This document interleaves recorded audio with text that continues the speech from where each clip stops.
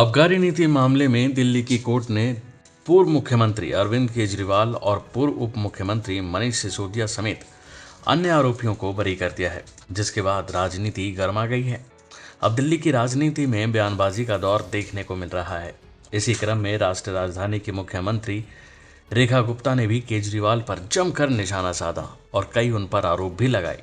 सुनिए उन्होंने क्या कहा। देखिए, मैं ये कहना चाहती हूँ कि ये अभी लोअर कोर्ट का डिसीजन या उनकी सेइंग्स हो सकती है, और हम सब जानते हैं कि जब ये सारा मामला उठा था तो किस तरीके से सबूतों के साथ उन्होंने छेड़छाड़ करी। 150 मोबाइल जो है उन्होंने ख़त्म करने की कोशिश की, सारा उसका डाटा उड़ा दिया गया। अगर वो सही थे, आज जितने घड़ियाली आंसू वो दिखा रहे हैं, ईमानदारी की, कट्टर ईमानदारी की बातें कर रहे हैं, तो मैं उनसे कुछ प्रश्न पूछना चाहती हूँ। अगर वो सही थे तो क्यों जैसे ही जांच शुरू हुई तो उन्होंने अपनी ये लीकर पॉलिसी को विड्रॉ कर लिया, तुरंत वापस किया? अगर वो सही थे तो ऐसा क्यों किया गया?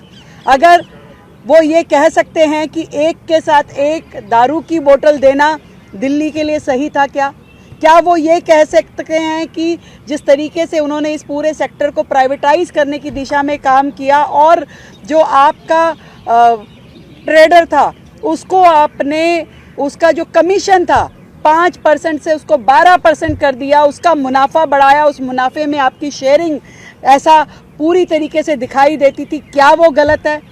उच्च न्यायालय ने भी, सर्वोच्च न्यायालय ने भी समय समय पे अपनी टिप्पणी करके इस पे चिंता जताई और मनी लॉन्ड्रिंग के वहाँ पे कहीं ना कहीं साक्ष्य पाए गए। तो क्या वो आप क्या कहना चाहेंगे उस पर? आज आप बड़े हुंकार भर रहे हैं कि हम तो ईमानदार थे। अरे ये सारी की सारी चीज़ें, एक चीज़ नहीं है, 20 चीज़ों में आपने दिल्ली की जनता के साथ बेईमानी की। क्या आपने शीश महल में दिल्ली की जनता के साथ बेईमानी नहीं करी? क्या आपने स्कूल घोटाले में दिल्ली की जनता के साथ बेईमानी नहीं करी? आपने कौन सी जगह छोड़ी? क्या काम आपने छोड़ा? आप जिस ईमानदारी की बातें कर रहे हैं, आज भी आप नौटंकी कर रहे हैं। आप वो व्यक्ति हैं जिसको 42 साइज की शर्ट आती है और 44 पहन के दिखाते हैं मैं कितना साधारण व्यक्ति हूँ। चप्पल पहन के आपको शीश महल से बाहर आपको रहने का मन नहीं करता। दिल्ली का शीश महल छोड़ के आप पंजाब के शीश महल में जाके रह रहे हैं। आप प्राइवेट जेट से नीचे बात नहीं करते। आप कह रहे मैं साधारण आदमी हूँ, मैं ईमानदार आदमी हूँ। आपने क्या 11 साल में दिल्ली की जनता का विकास किया? आपने करोड़ों रुपए का घोटाला दिल्ली में किया।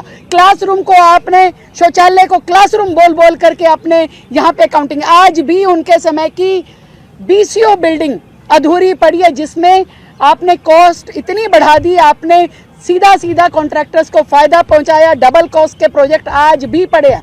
कितनी सारी आपकी योजनाओं में आज तक रोजाना घोटाले निकलते हैं कि जिसके लिए आपने सैंक्शन 10 करोड़ किया और 150 करोड़ का खर्चा हो गया, जिसके लिए आपने सैंक्शन ही नहीं किया और फिर भी सालों तक आपने उसका अमाउंट बांटते रहे और पता नहीं क्या क्या किया।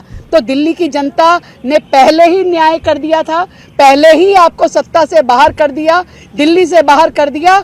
और मैं समझती हूँ कि न्यायालय का भी आदेश जब आएगा तो उसमें जरूर वहां पे भी न्याय होगा। बहरहाल देखना होगा कि आखिर इस मामले को लेकर अब कौन कौन से नेता क्या क्या बयान देते हैं। अभी के लिए फिलहाल इतना ही। बाकी अपडेट के लिए बने रहिए भारत एक्सप्रेस के साथ।